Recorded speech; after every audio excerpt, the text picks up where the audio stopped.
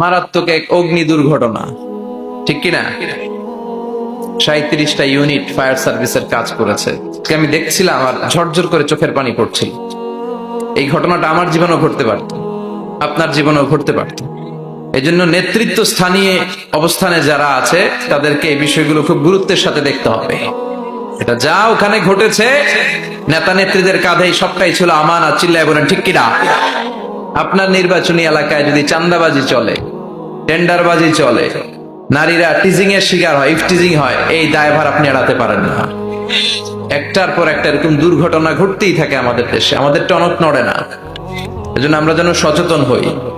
আর যে ভাইরা বোনরা এই অগ্নিদগ্ধ হয়ে মারা গিয়েছে, বিষ্ণু বলেছেন আল হারিক ওয়াল গারিক। গারিক মানে যে পানিতে ডুবে মারা যায়, সে শাহিদ ফি সাবিলিল্লাহ। যে আগুনে পুড়ে মারা যায়, সে শাহিদ ফি সাবিলিল্লাহ। কথা শুনে